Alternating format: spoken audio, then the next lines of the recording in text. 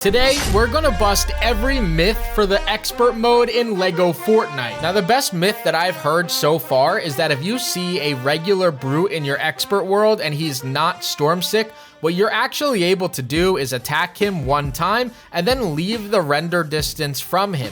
If you guys don't know what leaving the render distance means, that would essentially mean that you're just going to hit a few different geysers or run far away enough where you no longer see him on your map. So you'll see that when I turn around, he kind of disappears, which looks really nice, and that should mean that once I return into that area, he should now be storm sick. When this was told to me before in the comment section, a lot of people did tell me that they tried this and it did not work. So I had to put this to the test myself. And what you guys are going to be able to see is once I return back to this brute out of render distance, he is now storm sick. So I'm not sure if this confirms it or if I just got really lucky, but that brute is officially storm sick. Now, the first thing that I saw going around the community was that once you unlock the sculptures for beating each brute and getting a level 10 village inside of the expert mode, is that you can't place down any of these trophies inside of different modes, and they're exclusive to the expert mode that you're in. This one is very quickly able to be busted. As you can see, I placed down my grasslands, my dry valley, and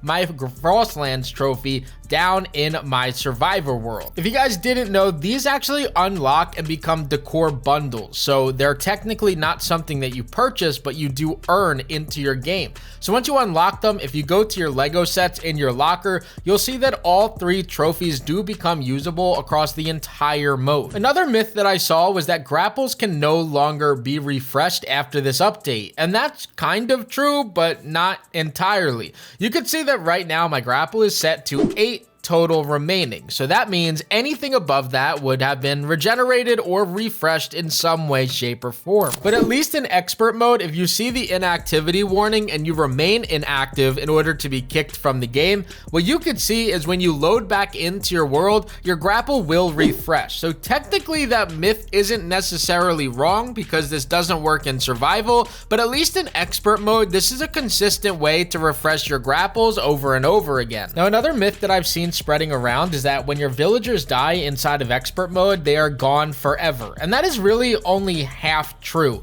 So right here, I have Beef Boss trying to fight a blast shell, and what you guys see happens is he gets absolutely destroyed. So then what you guys will notice is that he's not going to respawn with me, but he is going to respawn somewhere else. So if you guys can see, Beef Boss is back at my village hub that he was originally at. As long as you have this villager set to a village hub and a bed, they will respawn back at that point. They just will not spawn with you. I was also told that power cells, even when they were dying, would make you fully generated guns from the Star Wars Rebel workbench. So if you guys have any of these power cells that are near dying, you could actually put them into your Rebel workbench and create any of the weapons that are in here. And rather than it being a negative charge or a small charge, it'll be a fully charged weapon. So you can see I put a dying power cell into this bowcaster, but in return, I got a fully charged bowcaster. So that means that you could start saving those dying power cells and using them to make different weapons in the game rather than wasting them in a campfire or burning them out in a vehicle. Now, I've listened to feedback and I saw that people don't like that I drag videos on a little bit longer than they have to. So what I'm going to do instead is start filling in the remainder of videos with a Let's Play series. So today, we're starting a brand new expert mode world, and we're going to attempt to make this my main world in LEGO Fortnite. And things start off hot. I thought I was just going to be able to grab some corn, but of course, a mob shows up and immediately takes out Captain Bravara. I'm looking around to figure out where Triggerfish is, but I don't have a clue where this guy is hiding at. And for an expert mode character, there's no reason that he's hiding from an angry mob of players. He should have been in there fighting with Captain Bravara this entire time, and you guys can see he's hiding in a bush. Well, Captain Bravara is dead, and now Triggerfish is dead. So I have to take matters into my own hands here. So Captain Bravara and Triggerfish came back to save the day. I only had 1 heart. Now we could eat up, and we got ourselves 2 new pickaxes to help us out to start this game off.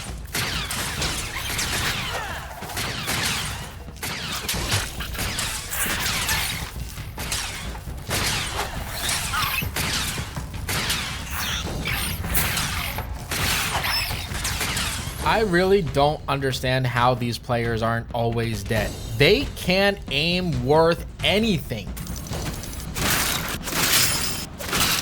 Now that was probably the best start we could have had going into an expert world. Not only were we able to get 2 pickaxes and a sword from the mob that started off at the beginning of the game, but we were also able to then break the chest in the Rebel Cave before getting to the Star Wars world. Now all that we need to do is start upgrading this area. That way we could earn ourselves our lightsaber and really get to grinding.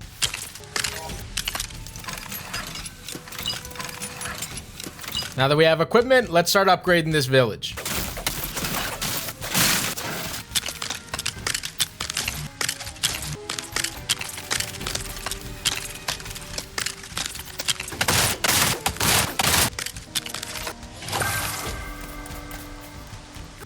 Now, in order to fit everything inside of this area, you actually have to put extra roofs over top of this. So what I'm going to do is extend this building just a little bit. That way, if it rains just like it previously was, I can at least still have my work areas under this roof.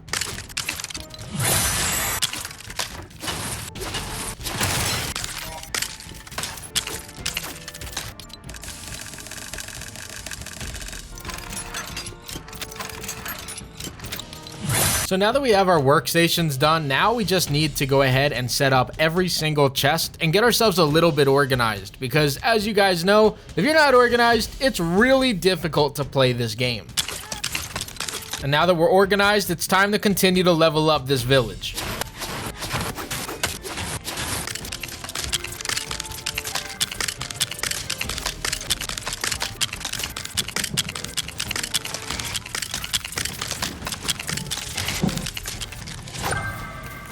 And just like that, the Rebel Stables is done, which means that we're technically level 4. All we need to do is place down a few more beds and then a barn, and then we are good to go. Get ourselves up to level 4, which is just 2 levels away from getting a lightsaber.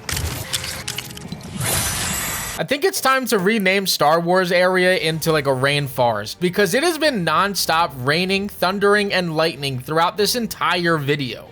Now, getting those last 2 chests down allowed us to be a little bit more organized here. We were able to separate every single one of these chests, with them being either Star Wars related, granite, wood related, food, anything like that. It seems like we're very organized right now, which I love to be. Hopefully, we can get some larger chests soon. That way, we don't have to deal with these very small chests. Now, in order to level up my tier level again for our base, we need to get ourselves some shells. And when I'm going out here, you can see I'm finding spiders, I'm finding wolves, but I am not finding any of these shell crabs anywhere on the map. I don't think that they spawn at night, and we ran out of daytime already. So it doesn't look like we're getting any shell crabs today. And I know that they added this in the recent update, but isn't it funny how the wolves kind of look like dogs inside of the river or inside of the lakes? Like, they actually doggy paddle around the area, which makes it a little bit funnier.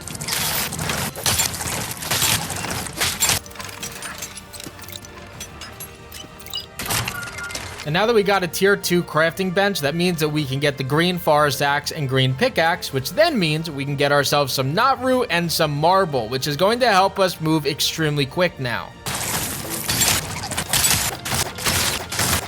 Now, believe it or not, I think that getting the green forest axe and knot root is one of the most important steps in this entire process, because now what that means is we can make knot root rods to get ourselves that green sword. We can also get ourselves that green pickaxe for marble, and when we get ourselves that green sword, that's going to help us unlock the next tier for our village hub, so we get that much closer to the lightsaber.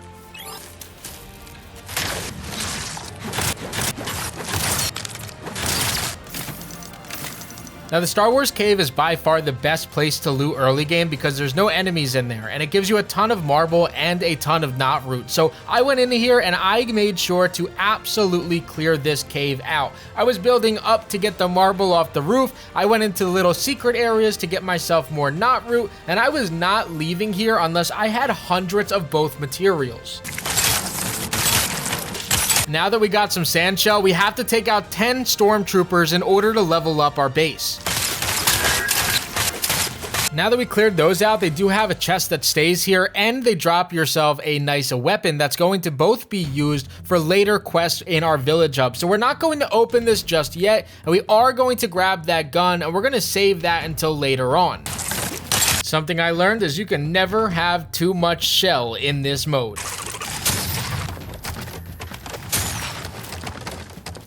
And just like that, I am absolutely stacked on flexwood, and I don't even have the proper axe or workbench to get enough flexwood to upgrade my base. So I got this just by using the blasters. I don't know if you guys were keeping count, but we only killed 7 of the 10 stormtroopers, so we need to raid another outpost and kill the last 3. And just like that, we could upgrade our outpost, but we may as well clear this area out, grab whatever weapons that we can, and then save that chest for later on, because we do need that to upgrade our rebel outpost just a little bit later.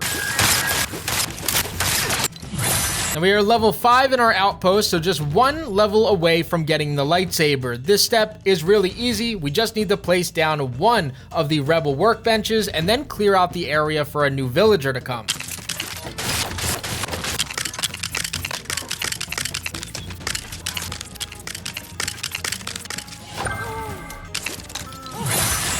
Now that we're upgraded to level 6, we can officially talk to Captain Bravara, and she gives us our first lightsaber. You guys do not understand how important this is for expert mode. Now I can finally do some real damage to any enemies that come in my way. So now to end off episode 1, we were not only able to get ourselves a lightsaber, but we could also upgrade our crafting bench up to tier 3, which means if we do the crafting bench glitch, we are able to get ourselves duplicate shells, wood, and granite, which is extremely nice to have early game. But that pretty much wraps up episode 1. I hope that you guys enjoy it. Tomorrow, I'm gonna aim towards getting myself a nice glitch farm going for not only the workbenches, but also biomass, peppers, and anything else that could help me out during this series. Hope that you guys enjoyed. Don't forget to leave a like, comment, and subscribe. And as always, guys, this was Crafty, and I'm out.